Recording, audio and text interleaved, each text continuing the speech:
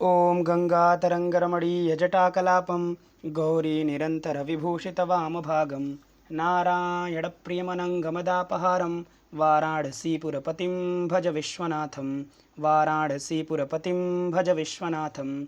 अत्र भवतां समेषां स्वागतं वर्तते। हम लोग उत्तर रामचरितम के तृतीय अंक के पढ़ने के क्रम में आज का 23 नंबर का पाठ पढ़ेंगे।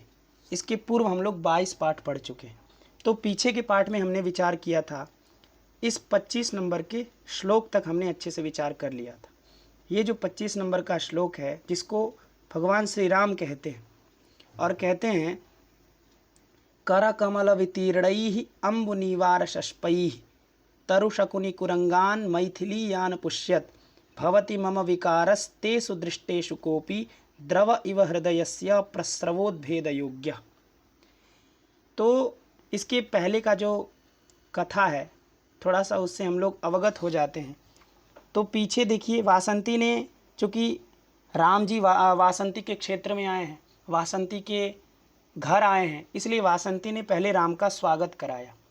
और वासंती ने इस श्लोक से ददतु तरवः पुष्पैरर्घ्यं फलैश्च मधुश्च्युतः, इस वाले श्लोक से वासंती ने राम का स्वागत कराया और वन में रहने वाले जितने वृक्ष थे, उन वृक्षों के पुष्पों के द्वारा राम को अर्घ्य दिलवाया। उसके बाद जो वायु थे, जो वन में रहने वाले जो वायु हैं, उन वायुओं से भगवान श्री राम का स्वागत किया। और ऐसे वैसे वायु नहीं, वायु जिसमें सुगंध था, जिसमें जो सुगंधित वायु थे, ऐसे वायु के द्वारा श्री राम का स्वागत कराया। और जो शकुंत थे, जो पक्षी थे, जो उस वन में रहने वाले जो पक्षी थे, उन पक्षियों से भगवान श्री राम का स्वागत कराया। और कैसे पक्षी? तो जिनके रज्यत कंठ है, अर्थात जिनका कंठ जो है वो राग युक्त है, जो राग नहीं है, ऐसे पक्षियों से नहीं उन्होंने कहा। वासंती ने ऐसा नहीं कहा कि जो रज्यत कंठ नहीं है ऐसे बोलो, नहीं, जो रज्यत कंठ हैं, ऐसे जो शकुंत लोग हैं, ऐसे जो पक्षी हैं, वो लोग बोलो और राम का स्वागत करो, राम के स्वागत वचन को बोलो। क्यों? क्योंकि यह जो राम हैं वह वन में आए हैं, है कि नहीं, इसलिए तुम लोग इनका स्वागत करो। इसके बाद राम ने कहा, स्वागत वचन को सुनकर के राम ने कहा था कि ए ही सखी वासंती चलो चलते हैं, इतः स्थीयताम ननु इतः स्थीयताम, इधर बैठते हैं, चलो इधर बैठते हैं, राम ने कहा। इसके बाद वासंती ने उपविश्य माने बैठ करके, दोनों लोग गए और एक स्थान पर बैठ गए और बैठ करके साश्रम आंसू के साथ वासंती ने कहा था, महाराज अपि कुशलम कुमार लक्ष्मणस्य, कुमार लक्ष्मण जो हैं उनका कुशल, अपि माने है, अपि जब किसी वाक्य के प्रारंभ में लग जाता है तो वाक्य प्रश्नवाचक हो जाता है। तो अपि माने क्या? कुशलम कुमार लक्ष्मणस्य, कुमार लक्ष्मण कुशल तो हैं। इस बात को राम ने नहीं सुनने का अभिनय किया। राम ने ऐसा अभिनय किया कि उन्होंने अनाकर्णनम माने सुना ही नहीं, आकर्णन ही नहीं किया। न आकर्णनम इति अनाकर्णनम, आकर्णन माने होता है सुनना, और न आकर्णनम इति अनाकर्णनम। तो ऐसा अभिनय कर रहे हैं, ऐसा अभिनय कर रहे हैं कि उन्होंने सुना ही नहीं। क्यों ऐसा अभिनय कर रहे हैं? क्योंकि राम नहीं चाह रहे हैं कि हम अयोध्या के जो भी वृत्तांत है, उस वृत्तांत को यहाँ फिर से हम दोहराएं। क्यों? क्योंकि ऐसा दोहराएंगे तो गलती मेरी ही है। मैंने ही सीता का परित्याग कर दिया, और जब पूछा जाएगा हमसे ये सवाल कि सीता का क्यों परित्याग किया, तो मैं क्या जवाब दूंगा। इसलिए राम सोच रहे हैं कि वहाँ हम न जाएं, वहाँ मेरा ध्यान न जाए, या वहाँ वासंती का ध्यान न जाए, इसलिए इस बात का उन्होंने न सुनने का अभिनय किया। इसके बाद नहीं सुनने का अभिनय किया राम ने, और राम ने कहा, एक श्लोक कहा कि कर कमल वितीर्णैः अम्बुनिवार शष्पैस्तरुशकुनि कुरंगान मैथिलीयान पुष्यत भवति मम विकारस्तेषु दृष्टेषु कोपि द्रव इव हृदयस्य प्रस्रवोद्भेद योग्यः। ये श्लोक श्री राम ने कहा, और कहा कि कर कमल वितीर्णैः, अपने कर कमलों के द्वारा, कर कमल माने होता है जिनका कर माने हाथ कमल की तरह है, तो कमल की तरह हाथ है जिनका, ऐसे सीता अपने कर कमलों के द्वारा वितीर्णैः माने बांटे गए जो अम्बु नीवार और शस्प हैं। अम्बु माने होता है जल और नीवार मतलब होता है धान। ये नीवार एक धान्य है जो कि आश्रम में रहता था और मुनि लोग खाते हैं। तो ऐसे अम्बु माने जल और नीवार माने धान्य और शस्प इसके द्वारा तरु शकुनि कुरंगान, तरु माने वृक्ष, शकुनि माने पक्षी और कुरंग माने हिरण, तो इन लोगों को मैथिली माने सीता ने अपुष्यत माने बढ़ाया था। तेषु दृष्टेषु उनको देखने पर मम हृदयस्य मेरे हृदय का कोपी कोई अनिर्वचनीय अवर्णनीय, मैं उसका वर्णन नहीं कर सकता, ऐसा विकारः भवति, ऐसा विकार हो रहा है मेरे हृदय का। मेरा हृदय एकदम बदला बदला महसूस कर रहा है। मैं इसको देख रहा हूँ तो किसको देख रहा हूँ? इस तरु को देख रहा हूँ, इस शकुनी को देख रहा हूँ, इस कुरंग को देख रहा हूँ। तो मेरा जो मन है वह एकदम बदला बदला महसूस कर रहा है, एकदम अनिर्वचनीय विकार हो गया है मेरे मन में। क्यों? क्योंकि उस समय हम सीता के साथ थे और आज देख रहे हैं हम अकेले देख रहे हैं, सीता है ही नहीं। इसलिए मेरा मन में बड़ा बदलाव आ रहा है, बड़ी विकार आ रहा है कि नहीं? और ऐसा विकार आ रहा है, ऐसा हमारा हृदय द्रवीभूत हो गया है, द्रवः इव, द्रव की तरह हो गया, द्रवीभूत हो गया, एकदम पिघल गया। राम का हृदय द्रव की तरह नहीं है, राम का हृदय पत्थर की तरह है। राम का हृदय कठोर है, वो राजा है, अयोध्या के अधिपति है, और एक राजा का हृदय कठोर होना भी चाहिए। लेकिन राम जब इन वृक्ष और शकुनी और कुरंग को देख रहे हैं, जिनको मैथिली ने बढ़ाया था, जिनको सीता ने बढ़ाया था, मैथिली माने सीता, मिथिलायाः अपत्यम स्त्री मैथिली, जो मिथिला के पुत्र हैं, जो मिथिला की स्त्री है उसको मैथिली कहते हैं। तो सीता जो है मिथिला की पुत्री है कि नहीं? मिथिला नरेश जो जनक है उनकी पुत्री है, इसलिए मैथिली कौन है? सीता। तो मैथिली यान अपुष्यत, मैथिली ने जिसको बढ़ाया था, जिसको माने किसको? यान तरु शकुनी कुरंगान, जिन वृक्ष शकुनी और कुरंगों को अपुष्यत माने पोषा था, तेषु दृष्टेषु उनको देखने पर कोपी विकारः, कोपी विकारः, कोपी विकारः भवति माने हो रहा है। किसका? तो मम हृदयस्य, मेरे हृदय का कोई अनिर्वचनीय, कोपी, कोपी इसलिए कहा गया, कोई विकार हो रहा है जो मैं व्यक्त नहीं कर सकता। और किसकी तरह हो रहा है? तो द्रव की तरह हो रहा है। मेरा हृदय एकदम द्रव की तरह हो गया, द्रवीभूत हो गया। और इतना द्रवीभूत हो गया है, थोड़ा मोड़ा द्रवीभूत नहीं हुआ है, इतना द्रवीभूत हो गया है जिससे एक प्रस्रव बन सकता है। प्रस्रव माने होता है स्रोत, स्रोत माने होता है जहाँ से झरने निकलते हैं, उसको स्रोत कहते हैं। तो स्रोत में बहुत ज़्यादा जल होता है, इकट्ठा होता है बहुत ज़्यादा जल, है कि नहीं? बहुत ज़्यादा जहाँ जल होता है वहीं से तो स्रोत बनता है, एक झरना निकलता है। तो स्रोत को उद्भेद माने उत्पन्न करने के जो योग्य है, ऐसा विकार हो रहा है मेरे मन में, जो कि एक स्रोत बना सकता है। इतना मेरा हृदय द्रवीभूत हो गया है, इतना मेरा हृदय पिघल गया है, इतना मेरा हृदय भावनाओं में बह गया है इन वृक्ष, पक्षी और हिरणों को देख करके, जिनको हमारी सीता ने बढ़ाया था। इतना मेरा हृदय द्रवीभूत हो गया है कि एक स्रोत बन सकता है। अर्थात मैं पूरी तरह भावनाओं में बह गया हूँ, मुझे सीता की बार बार याद आ रही है, कहने का मतलब ये है। तो इसको तो हमने देखा था, यहाँ तक हमने पीछे के पाठ में अच्छे से देख लिया था, ठीक है। इसके बाद देखिए, चूँकि ये राम ने कहा था और राम ने अनाकरणम अभिनय कहा था, ऊपर की जो बात है उसको नहीं सुना राम ने, ऐसा अभिनय करके कहा, वासंती का दिमाग भटकाने के लिए, वासंती के मन को भटकाने के लिए, ताकि वासंती फिर से कुमार लक्ष्मण के बारे में प्रश्न न करे, इसलिए राम ने ये श्लोक कहा। लेकिन फिर से वासंती ने वही प्रश्न किया, फिर से वासंती ने कहा, देखिए फिर से वासंती ने कहा कि महाराज, महाराज ननु पृच्छामि अपि कुशलम कुमार लक्ष्मणस्य इति।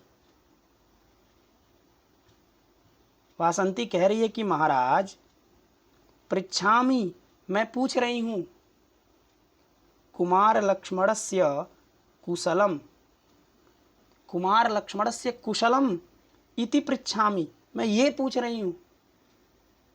अभी ये प्रश्नवाचक, तो मैं कुमार लक्ष्मण का, है कि नहीं, कुमार लक्ष्मणस्य, मैंने कुमार लक्ष्मण का कुशलम पृच्छामि, कुशलता पूछ रही हूँ, ननु निश्चित रूप से, ननु निश्चित रूप से मैं कुमार लक्ष्मण की कुशलम पृच्छामि, कुशलता पूछ रही हूँ, और आप हैं कि ये श्लोक बोल रहे हैं। आप सीता के बारे में याद करें, सीता को बता रहे, मैं कुमार लक्ष्मण की कुशलता पूछी। आप वो बताइए, कुमार लक्ष्मण कुशल हैं? कुमार लक्ष्मण अच्छे तो हैं, है कि नहीं? तो चूंकि इस बात को राम ने नहीं सुनने का अभिनय किया, लेकिन वासंती ने फिर दोबारा कहा, तो दोबारा कहा तो अब तो ऐसा नहीं कर सकते, अब तो एकदम टाइट होके वासंती ने कहा होगा, इसलिए अब तो उनको उत्तर देना ही पड़ेगा।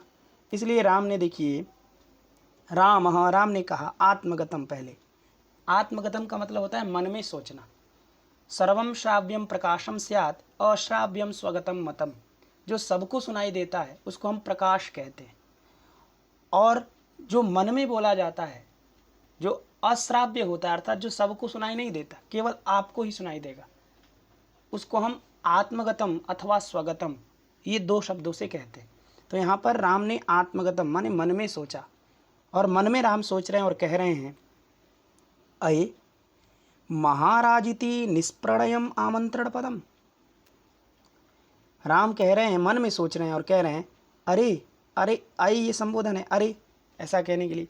तो अय माने अरे, महाराज इति, महाराज, ये जो इति आमंत्रण पदम, निष्प्रणयम फिर आमंत्रण पदम, तो महाराज इति आमंत्रण पदम, यह जो महाराज कहा जा रहा है हमको ऊपर, ये जो महाराज वासंती ने कहा, यह महाराज जो आमंत्रण पद है, हमें आमंत्रण, हमें बुलाने के लिए, हमें अपने अभिमुख करने के लिए, यह जो संबोधन वाला जो पद है महाराज, यह निष्प्रणयम, इसमें कोई प्रेम ही नहीं दिख रहा है।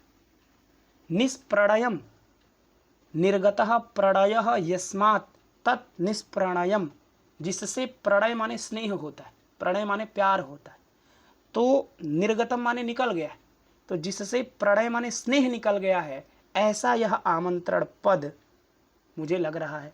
इस आमंत्रण पद में हमें थोड़ा भी स्नेह ही नहीं दिख रहा है। वासंती ने हमें महाराज कहा, महाराज तो वो कहता है जिसके लिए हम एक सामान्य राजा हैं, और वासंती के लिए हम एक सामान्य राजा नहीं है। वासंती के लिए तो हम उसके प्रिय सखी के पति हैं। इसलिए यह जो महाराज पद है, इसके पहले वासंती ने राम को देवदेव करके संबोधित किया, लेकिन अभी वासंती ने कहा महाराज। क्यों महाराज कहा? क्योंकि आप महाराज के वास्ते ही सीता का परित्याग किए। आपको लोग कहे कि सीता का परित्याग करो, आपने परित्याग कर दिया। क्या मान करके? आप एक महाराजा थे, आपका एक कर्तव्य था कि जो लोग हैं, जो प्रजा है, उसकी बातों का सम्मान करे, इसलिए आपने सीता का परित्याग किया, इसलिए आप महाराज हैं। इसलिए महाराज पद से संबोधित करते हुए वासंती ने पूछा कि महाराज ननु पृच्छामि अपि कुशलम कुमार लक्ष्मणस्य। तो राम ने मने सोचा और कहा, अये अरे महाराज इति निष्प्रणयम आमंत्रण पदम, यह जो महाराज आमंत्रण पद हमको कहा जा रहा है, यह निष्प्रणयम, इसमें बिल्कुल स्नेह ही नहीं है, बिल्कुल प्यार ही नहीं है। और यह जो प्रश्न है कुशल प्रश्न, यहाँ लिखा देखिए कुशल प्रश्न, सौमित्री मात्र के वाष्पस्खलिताक्षर कुशल प्रश्न। यह जो कुशल प्रश्न है, कुशलता का जो प्रश्न पूछा जा रहा है वासंती के द्वारा, यह कुशल प्रश्न सौमित्री मात्र के, सौमित्री माने सुमित्रायाः अपत्यम पुमान इति सौमित्री, सुमित्रा के जो पुत्र हैं उनको सौमित्री कहते। सुमित्रा शब्द से अत ईय सूत्र से ईय प्रत्यय होता है कि नहीं, किस अर्थ में? तो सुमित्रायाः अपत्यम पुमान, सुमित्रा के संतान जो पुमान, जो पुल्लिंग हो, उसको कहते हैं सौमित्री। तो सुमित्रा शब्द से ईय प्रत्यय हो जाएगा, आद्यज को वृद्धि हो जाता है, सु में ऊ को औ, तो सौ और मित्र, और आगे ई रहता है, ईय प्रत्यय वाला ई रहता है, तो उसको सौमित्र में त्र में जो अ है उसका यस्यति च से लोप करके मिला देते हैं, तो सौमित्री बनता है। फिर उसका रूप चलता है सौमित्री, सौमित्री, सौमित्रय, हरि की तरह। तो सौमित्री और आगे मात्र के लिखा है, तो सौमित्री माने हो गया लक्ष्मण, और मात्र माने होता है केवल। तो सौमित्री मात्र में, और सप्तमी लगी है, तो सौमित्री मात्र में कुशल प्रश्न। यह जो कुशलता का प्रश्न है वह केवल लक्ष्मण के बारे में पूछा जा रहा है, सीता के बारे में नहीं पूछा जा रहा है। अरे लक्ष्मण से पहले तो सीता है वासंती के लिए, क्योंकि वासंती की अति प्रिय सखी है सीता, तो पहले सीता के बारे में पूछना चाहिए कि सीता कुशल तो है, सीता अच्छी तो है। तो इन्होंने लक्ष्मण के बारे में ही पहले पूछा। और कैसा प्रश्न है, अरे प्रश्न पूछा तो अच्छे से पूछती, हंस के पूछती, अच्छे से पूछती। कैसे पूछ रही है, तो वाष्पस्खलिता अक्षरा, वाष्प माने होता है आंसू, और आंसू के कारण स्खलित हो रहे हैं, खिसक रहे हैं, अस्पष्ट है अक्षर। जिस कुशल प्रश्न का, जो कुशलता का प्रश्न पूछा जा रहा है कि ननु पृच्छामि अपि कुशलम कुमार लक्ष्मणस्य, ये जो प्रश्न पूछा जा रहा है ऊपर का, यह प्रश्न कैसा है, तो वाष्प से भरा हुआ, स्खलित, अस्पष्ट हो रहा है। स्खलित है माने अस्पष्ट है, अस्पष्ट है जिसके अक्षर, ऐसे यह कुशल प्रश्न है। आंसू भरे हैं वासंती की आंख में और अच्छे से बोल नहीं पा रही हैं, उनके बार बार अक्षर खिसक रहे हैं, अस्खलित हो रहे हैं, अस्पष्ट हैं, अस्पष्ट अक्षर वाले यह जो कुशल प्रश्न है। और केवल सौमित्री मात्र के, केवल लक्ष्मण के मात्र में यह जो प्रश्न है, यह कुशल प्रश्न पूछा जा रहा है। तो तथा माने होता है इसलिए, तथा माने हो गया तेन प्रकारेण, इस प्रकार से, अर्थात ये सब देख करके ऐसा लग रहा है, ऐसा मन्ये, आगे लिखा देखिए मन्ये माने ऐसा मानता हूँ, अहम मन्ये ऐसा मैं मानता हूँ, तथा मन्ये विदित सीता वृत्तांता इयम इति। देखिए विदित सीता वृत्तांता, सीतायाः वृत्तान्तः इति सीता वृत्तान्तः, और विदितः सीता वृत्तान्तः यया सा विदित सीता वृत्तान्ता, बहुव्रीहि समास हो गया। पहले सीता वृत्तान्ता में तत्पुरुष समास, सीतायाः वृत्तान्तः सीता वृत्तान्तः, उसके बाद विदितः सीता वृत्तान्तः यया सा विदित सीता वृत्तान्ता, ये बहुव्रीहि समास। अर्थात इयम, यहाँ देखिए गुण संधि है, विदित सीता वृत्तांता और आगे इयम, यहाँ पर आ ई मिल करके ए हो गया, तो विदित सीता वृत्तांता इयम, इयम माने होता है ये, तो इयम कौन, इयम वासंती, यह जो वासंती है वह विदित सीता वृत्तांता, वो सीता के वृत्तांत माने कहानी को विदित जान गई है, ऐसा मन्ये, ऐसा मैं मानता हूँ। ऐसा मुझे लग रहा है कि ये जो सीता की कहानी है, सीता का वृत्तांत है कि सीता को मैंने निर्वासन कर दिया, सीता का मैंने परित्याग कर दिया, सीता को अयोध्या से निकाल दिया है, सीता को जंगल भेज दिया है, यह जो वृत्तांत या जो कहानी है, इससे विदित हो गई है, यह जान गई है कौन, इयम, इयम कौन, वासंती इति, ऐसा मुझे लग रहा है। ये सब मन में सोच रहे हैं राम, है कि नहीं, इसलिए ऊपर देखिए लिखा था आत्मगतम, आत्मगतम माने मन में सोच रहे हैं और कह रहे हैं अये महाराज इति निष्प्रणयम आमंत्रण पदम, महाराज यह जो आमंत्रण पद है, यह निष्प्रणयम, इसमें कोई प्रणय ही नहीं दिख रहा है, इसमें कोई स्नेह ही नहीं दिख रहा है, इसमें बिल्कुल स्नेह नहीं दिखा। महाराज हमको कहा जा रहा है, अभी तक देव देव कहा जा रहा था, महाराज अचानक से, इसलिए निष्प्रणयम लग रहा है ये। और यह जो कुशल प्रश्न पूछा गया है, यह केवल सौमित्री मात्र के, केवल लक्ष्मण के विषय में पूछा जा रहा है और वाष्पस्खलिताक्षर के द्वारा पूछा जा रहा है। आंसू के कारण स्खलित अस्पष्ट वाले जो अक्षर हैं, ऐसे अक्षर वाले जो ये प्रश्न है, ऐसा जो प्रश्न पूछा जा रहा है वह केवल सौमित्री मात्र में पूछा जा रहा है। तथा इस कारण से, तेन प्रकारेण, इस प्रकार से, मन्ये मैं ऐसा मानता हूँ, मैं ऐसा समझ रहा हूँ कि विदित वृत्तांता इयम इति, इयम कौन, इयम वासंती, ये जो वासंती है वह विदित वृत्तांता, विदित सीता वृत्तांत, सीता की जो वृत्तांत है, सीता की जो कहानी है, सीता का जो निर्वासन रूप कहानी है, इस कहानी से विदित हो गई है, ऐसा मैं मन्ये, ऐसा मैं मानता हूँ, ऐसा मुझे समझ आ गया। इसलिए राम ने अब प्रकाशम माने सबके समक्ष बोल रहे हैं। अभी तक ये बातें मन में सोच रहे थे, लेकिन अब सबके सामने बोल रहे हैं। और बोल रहे क्या, देखिए, चूँकि ऊपर प्रश्न पूछा गया था, वासंती ने पूछा था कि ननु पृच्छामि अपि कुशलम कुमार लक्ष्मणस्य इति, तो उसका उत्तर तो देना पड़ेगा राम को। इसलिए राम उत्तर दे रहे हैं क्या, आह कुशलम कुमार लक्ष्मणस्य, आह ये संबोधन है, तो आह मतलब खेद अर्थ में, खेद अर्थ में कह रहे हैं राम कि आह हाँ हाँ हाँ, कुशलम कुशल हैं कुमार लक्ष्मण से, कुमार लक्ष्मण का कुशल है, अर्थात कुमार लक्ष्मण कुशल है, कुमार लक्ष्मण एकदम फिट हैं, कोई दिक्कत नहीं उनको कुमार लक्ष्मण को। इसके बाद वासंती रोदिति, देखिए वासंती रोदिति, रुधिर अश्रु विमोचने धातु, रोदिति रुदितः रुदंती, रोदिशी रुदिथः रुदिथा, रोदिमी रुदिवः रुदिमः, ऐसा रूप चलता है उसका। तो रोदिति माने होता है रोती हैं, रोने लगती हैं। कौन? वासंती, वासंती रोने लगती है। अभी तक तो वाष्प थे उसके आंखों में आंसू थे बस, लेकिन अब रोदिति एकदम रोने लगती है। इसके बाद कहती है अई देव, अरे देव, अब फिर देव पर आ गई। पहले महाराज बोली थी, अब फिर देव, माने अभी अब फिर से ऐसा संबोधन आ गया जिसमें थोड़ा सा प्रेम है। तो अई देव, अरे महाराज, अरे देव, किम परम दारुणः खलु असि, किम माने क्यों, परम माने अधिक, दारुणः माने कठोर, खलु माने निश्चित रूप से, असि माने हो। तो किम परम दारुणः असि, क्यों इतना अधिक कठोर हो, क्यों इतना अधिक तुम कठोर हो, क्यों इतना अधिक परुष हो, क्यों इतना तुम्हारा हृदय कठोर है कि नहीं। तो वासंती ने कहा अई देव, अरे देव, किम परम दारुणः खलु असि, क्यों तुम इतना अधिक, परम माने होता है अधिकम, और दारुणः माने कठोरः परुषः, खलु माने निश्चित रूप से, असि माने हो। तो तुम क्यों इतना कठोर हो, तुम्हारा हृदय नहीं पिघलता, तो इतना कठोर क्यों हो। तुमने सीता जैसे भोली भाली एक पतिव्रता स्त्री को तुमने त्याग दिया, क्यों इतने कठोर हो, तुम्हारा हृदय नहीं सीता को चाहता। रोते हुए वासंती ने पूछा, देखिए लिखा है रोदिति माने रोते हुए पूछी वासंती ने कि अई देव, अरे देव, किम परम दारुणः खलु असि, क्यों इतना अधिक तुम कठोर हो।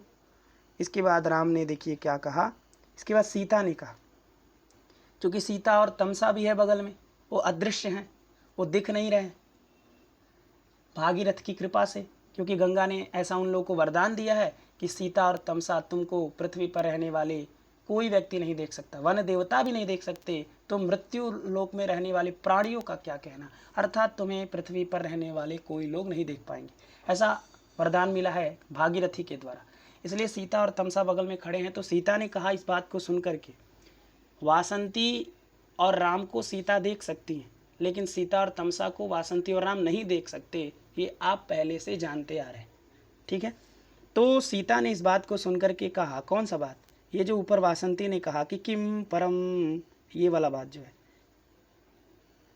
देखिए ये वाला जो बात है, अई देव किम परम दारुणः खलु असि, क्यों तुम इतना अधिक कठोर हो, इस बात को सुनकर के सीता ने कहा, क्योंकि सीता के पति के बारे में कह रही है ना वासंती, इसलिए सीता ने कहा सखी वासंती, अरे सखी वासंती, सखी ये भी संबोधन, वासंती भी संबोधन, तो अरे सखी वासंती, किम त्वम एवं वादिनी भवसि, पूजार्हः सर्वस्य आर्यपुत्रः विशेषतो मम प्रिय सख्याः।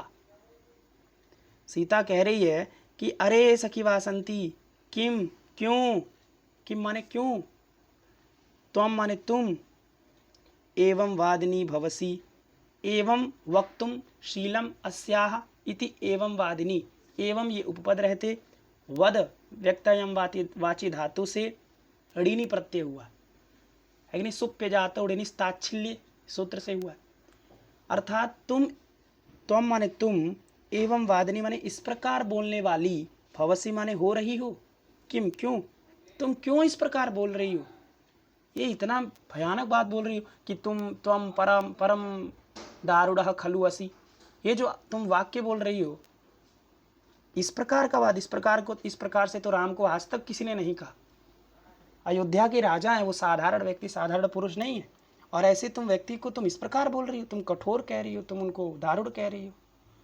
इसलिए सीता ने कहा कि सखी वासंती, किम क्यों, तुम एवं वादिनी भवसी, इस प्रकार बोलने वाली हो रही हो। अरे सर्वस्य माने सभी के लिए, सभी के, आर्यपुत्र माने जो आर्यपुत्र हैं राम, वह पूजार्ह, वह पूजनीय योग्य है। पूजार्ह विशेषण है किसका? आर्यपुत्र का। तो सर्वस्य पूजार्ह आर्यपुत्र, सर्वस्य माने सभी लोगों के, पूजार्ह माने पूजायाः अर्ह, अर्ह माने योग्य, और पूजायाः माने पूजा के। तो पूजा के योग्य हैं कौन? आर्यपुत्र। और सर्वस्य सभी के लिए, सभी के आर्यपुत्र पूजनीय है। और विशेषतः मम प्रिय सख्या, और विशेष करके तो मेरी प्रिय सखी के पूजनीय है। प्रिय सखी कौन? वासंती, क्योंकि सीता कह रही है तो सीता की प्रिय सखी कौन है? वासंती है। इसलिए सीता ने कहा कि अरे सखी वासंती, किम त्वम एवं वादिनी भवसी, तुम क्यों इस प्रकार बोलने वाली हो रही हो? सर्वस्य पूजार्ह आर्यपुत्र, सभी के आर्यपुत्र पूजनीय हैं, और विशेष करके तो मेरी प्रिय सखी के बहुत ज़्यादा पूजनीय है। और मेरी प्रिय सखी इस प्रकार बोल रही है, पूजनीय व्यक्ति को बोल रही है, पूजार्ह व्यक्ति को बोल रही है, इसलिए किम, क्यों ऐसा बोल रही हो? क्यों तुम ऐसा बोल रही हो? तो इस बात को तो वासंती सुन नहीं रही है, इसलिए इससे कोई मतलब नहीं वासंती को, वासंती अपने में बोल रही है। तो वासंती का ऊपर से अन्वय करिएगा। ऊपर जैसे ये श्लोक था, ये जो पंक्ति थी जो वासंती ने कहा था कि अयि देव किम परम दारुणः खलु असि, अरे देव, अरे महाराज, क्यों इतना आप दारुण हैं, कठोर हैं। इसके तुरंत बाद वासंती ने फिर कहा, देखिए इसमें वासंती ने एक श्लोक कहा, वसंत तिलका नाम का छंद इस श्लोक में।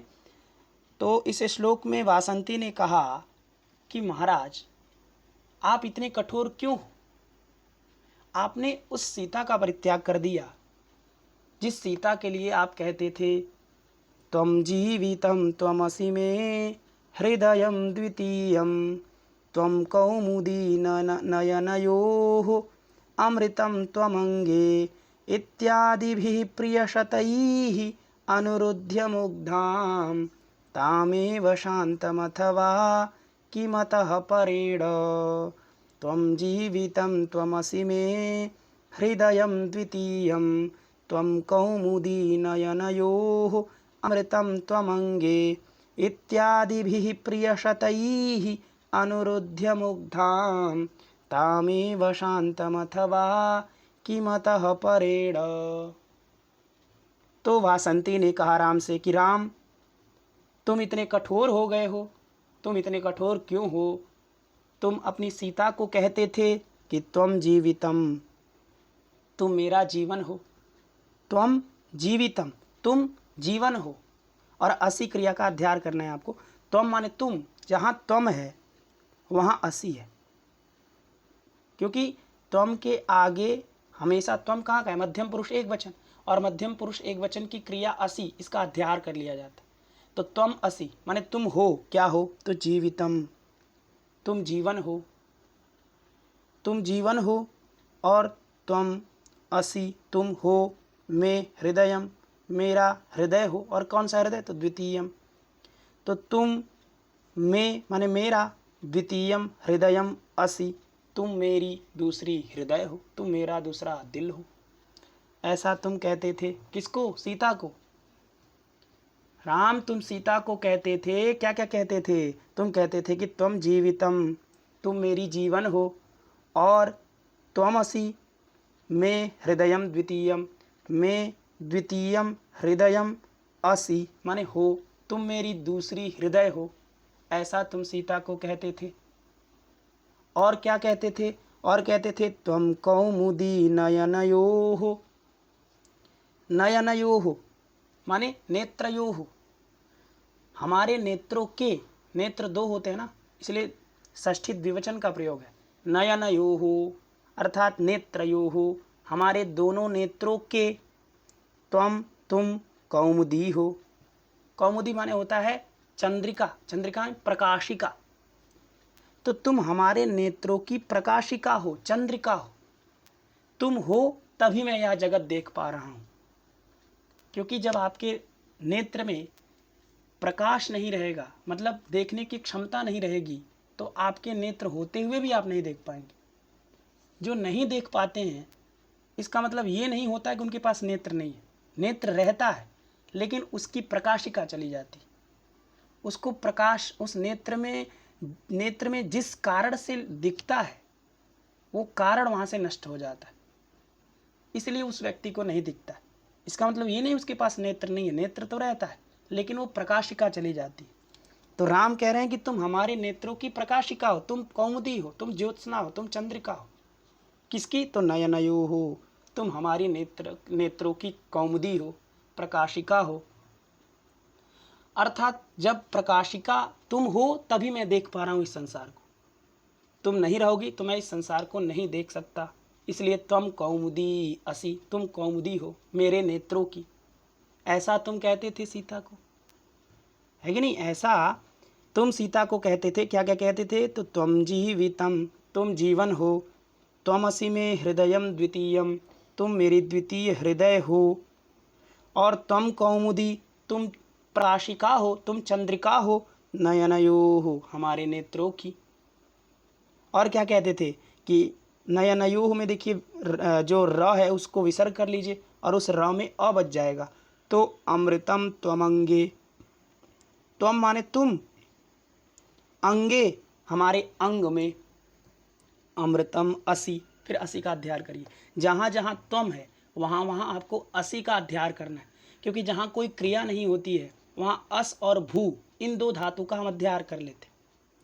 तो जब त्वम है तो आगे जब अस का अध्याय करेंगे तो उसका रूप चलेगा, तो अस का रूप लोट लकार में जाएंगे तो अस के आगे असी, अथवा लट लकार में, क्योंकि लोट लकार नहीं ले लट लकार में, तो लट में भी क्या बनता है? अस्ति स्तः सन्ति, असि स्थ स्थ अस्मि स्वः स्मः। तो मध्यम पुरुष में चूंकि करता है त्वम, तो इसकी क्रिया भी आएगी तो मध्यम पुरुष एक वचन की आएगी, इसलिए असी का अध्याय करना है। और किसी का आप अध्याय नहीं कर सकते, अस्ति का नहीं कर सकते। अस्ति का तब करते जब यहाँ राम रहता, राम और आगे कोई क्रिया नहीं है तो अस्ति का अध्याय कर लिए, राम अस्ति। राम हुए आगे कोई क्रिया नहीं है तो स्तः का अध्याय के राम स्तः। अहम है कोई क्रिया नहीं है तो अस धातु का अध्याय कर लीजिए। क्योंकि अहम उत्तम पुरुष एक वचन का है इसलिए क्रिया भी आपको उत्तम पुरुष की एक वचन की लानी पड़ेगी, तो अहम अस्मि ऐसा कहना पड़ेगा।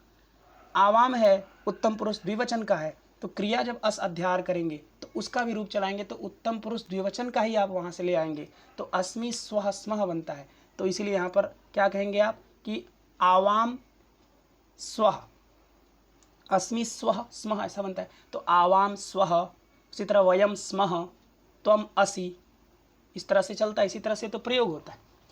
तो राम कहते थे कि त्वम अंगे अमृतम, और आगे असि ले आइए, तो तुम हमारे अंग में, हमारे अंगों के लिए अमृतम असि, अमृत हो, अमृत हो, हमारे अंगों के लिए तुम अमृत हो। अमृत का मतलब होता है जो कभी नहीं मरता है। यदि अमृत आपके पास है तो आप कभी नहीं मरेंगे। इसलिए देवताओं के पास अमृत है, क्योंकि देवताओं ने समुद्र मंथन के समय सभी देवता लोग अमृत पिए थे, इसलिए देवता कभी नहीं मरते, है कि नहीं? तो जो अमृत पी लेता है वो कभी नहीं मरता। तो राम ने कहा तुम मेरे लिए अमृत हो, मतलब तुम मेरे पास रहोगी तो मेरे अंग कभी भी नहीं मरेंगे, मेरे हाथ, मेरे पैर, मेरे कंठ कभी भी नहीं मरेंगे, अर्थात हमेशा मैं जीवित रहूँगा। यदि तुम रहोगे तो मेरे अंग जीवित रहेंगे। ऐसा तुम सीता को कहते थे, और आज सीता नहीं है तो तुम जीवित कैसे हो? तुम्हारी नेत्र तुम देख कैसे रहे हो, है कि नहीं? तुम जी कैसे रहे हो? तुम कहते थे तुम जीवितम, तुम मेरी जीवन हो, तुम हो तो मैं जी रहा हूँ, और आज सीता नहीं है तो तुम जी कैसे रहे हो? और कहते थे मैं द्वितीयम हृदयम, मेरी दूसरा हृदय हो तुम, तो हृदय आज चली गई तो तुम कैसे जी रहे हो? तुम्हारा हृदय काम कैसे कर रहा है? और तुम कौमुदी नयनयो, तुम कहते थे तुम हमारे नेत्रों की प्रकाशिका हो, तुम हो तो मैं देख पा रहा हूँ, तो जब सीता नहीं है तो तुम इस संसार को देख कैसे रहे हो? और कहते थे तुम अंगे अमृतम, तुम हमारे अंगों के लिए अमृत हो, तो आज सीता नहीं है, तुम्हारे अंग काम कैसे कर रहे? तुम चल कैसे पा रहे हो? तुम फिर कैसे पा रहे हो? तुम बोल कैसे पा रहे हो? इत्यादि भी इसके बाद कह रही है। देखिए वासंती ने कहा कि त्वं जीवितं त्वमसि मे हृदयं द्वितीयं, त्वं कौमुदी नयनयोः अमृतं त्वमंगे। और कहते थे इत्यादि भी, इत्यादि इत्यादि जोड़ दिया वासंती ने, आगे फिर गिनाई नहीं, बोली ऐसे ऐसे प्रिय शतैः, प्रिय शतई, प्रिय माने प्रिय और शत माने सैकड़ा 100, तो प्रिय शतई माने सैकड़ों प्रिय बातों से, तृतीया बहुवचन है, कर्ता ने कर्म को करण से, तो प्रिय शतई माने सैकड़ों प्रिय वचनों से, अनुरुद्ध्य माने बहला करके, अनुरोधन करके, बहला करके, फुसला करके, किसको? तो मुग्धाम सीताम, जो भोली भाली सीता है, ऐसी सीता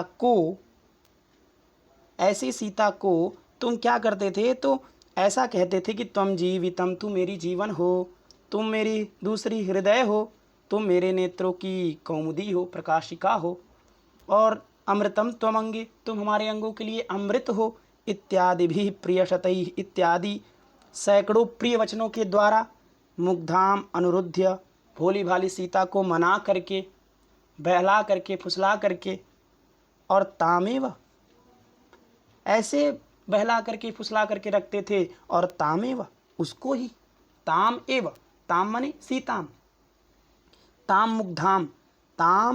मुग्धाम सीताम एव, उस भोली भाली सीता को ही, शांतम, आगे वासंती ने कहा, अथ शांतम, मैं शांत हो जा रही हूं, मैं आगे कुछ नहीं बोलूंगी। वासंती ने कहा उस भोली भाली को ही, अब आगे कुछ नहीं बोली। आगे अगर बोलना चाहे तो क्या बोल सकते हैं कि उस भोली भाली सीता को ही तुमने छोड़ दिया, तुम बहुत कठोर हो, तुम्हें नारी का सम्मान नहीं है तुम्हारे अंदर, तो इतना बात बोलने से अच्छा है कि मैं चुप हो जाऊं, ऐसा वासंती ने कहा। इसीलिए देखिए कि तामेव, उसको ही, अथवा शांतम, शांत हो जाओ, बस इससे अधिक मैं नहीं बोल सकती। अथवा किम अतः परेण, अतः परेण, अतः माने इससे, और परेण माने जादे, तो इससे जादे, इससे अधिक, किम, क्या लाभ है, इससे अधिक बोलने से क्या फायदा, हम इससे अधिक बोल भी दे यदि तो क्या फायदा, अब तुमने तो छोड़ दिया है, दोबारा तो बुलाओगे नहीं, इसलिए इससे अधिक बोलने से क्या फायदा, इसलिए शांतम, शांत हो जा रही हूँ, इससे अधिक मैं नहीं बोल सकती। तो ये श्लोक आपको समझ में आया कि त्वं जीवितं त्वमसि मे हृदयं द्वितीयं, त्वं कौमुदी नयनयोः अमृतं त्वमंगे, इत्यादिभिः प्रियशतैः अनुरुध्य मुग्धां, तामेव शांतमथवा किमतः परेण। इस श्लोक में वासंती ने राम के बारे में कहा, राम से कहा, और राम से कहा कि तुम ऐसा कहते थे कि सीता के लिए तुम कहते थे, क्या कहते थे कि त्वं जीवितम, सीते तुम मेरी जीवन हो, और त्वमसि में हृदयम द्वितीयम, तुम मेरी दूसरी हृदय हो, और त्वं कौमुदी नयनयो, तुम हमारे नेत्रों की कौमुदी हो, प्रकाशिका हो, और त्वं अंगे अमृतम, तुम हमारे अंगों के लिए अमृत हो। तो आज जब सीता नहीं है तो तुम कैसे जीवित हो, तुम्हारा हृदय जब दूसरा नहीं है तो तुम्हारा मन कैसे लग रहा है, तुम्हारा हृदय धड़क धड़क कैसे रहा है। और तुम कौमुदी नयनयो, ऐसा कहते थे, हमारे नेत्रों की तुम प्रकाशिका हो, हमारे नेत्रों की तुम ज्योत्सना हो, तुम चांदनी हो। तो यदि चांदनी नहीं है तो जो तुम्हारा चंद्र है, चंद्र क्या, नेत्र है कि नहीं, क्योंकि नेत्र, चांद जो है बिना चांदनी के नहीं रह सकता, चांद जो है वो चांदनी के बिना नहीं रह सकता, और चांदनी चांद के बिना नहीं रह सकती, दोनों एक दूसरे पर आश्रित है। इसलिए जब तुम्हारा नेत्र, जो चांद रूपी जो तुम्हारा नेत्र है, उसकी वो कौमुदी थी, माने चंद्रिका थी, ऐसा तुम कहते थे, तो जब चंद्रिका चली गई तो चांद कैसे बचा, फिर चांद को चला जाना चाहिए, है कि नहीं। तो ऐसा क्यों नहीं हो रहा है, तो हम कौमुदी नयनयो, ऐसा तुम कहते थे, और कहते थे अमृतम त्वमंगे, तुम हमारे अंगों के लिए अमृत हो, यदि तुम हमारे पास हो तो हमारा कुछ नहीं हो सकता, हम कभी मर नहीं सकते, है कि नहीं। हमारे हाथ अच्छे से काम करेंगे, हमारे नेत्र अच्छे से काम करेंगे, हमारे कंठ अच्छे से, हम अच्छे से बोल सकेंगे यदि तुम पास रहोगे तो।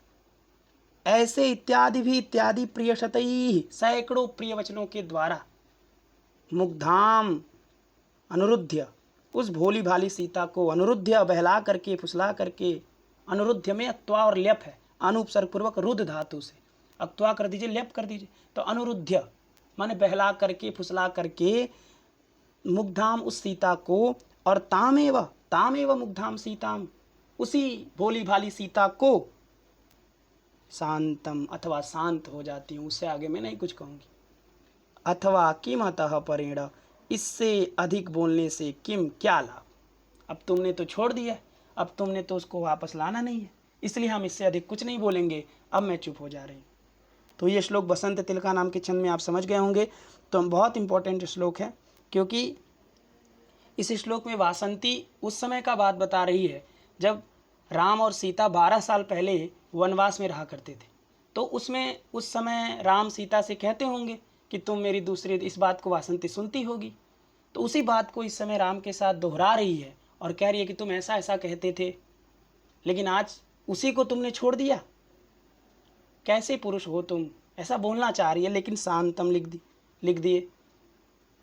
भवभूति ने कहा शांतम, शांत हो जाओ, इससे आगे कुछ मत बोलो, ये राम है, भगवान है, श्री राम है, अयोध्या के अधिपति हैं, इनको कुछ नहीं बोलना चाहिए, है कि नहीं। तो ये श्लोक आप अच्छे समझ गए होंगे। त्वं जीवितं त्वमसि मे हृदयं द्वितीयं, त्वं कौमुदी नयनयोः अमृतं त्वमंगे, इत्यादिभिः प्रियशतैः अनुरुध्य मुग्धां, तामेव शान्तमथवा किमतः परेण। इसके बाद देखिए इति मुह्यति, इसके बाद मूर्छित हो जाती। कौन? वासंती। वासंती मूर्छित हो गई, इस बात को बोल। मुह्यति में मुह वैचित्य धातु है।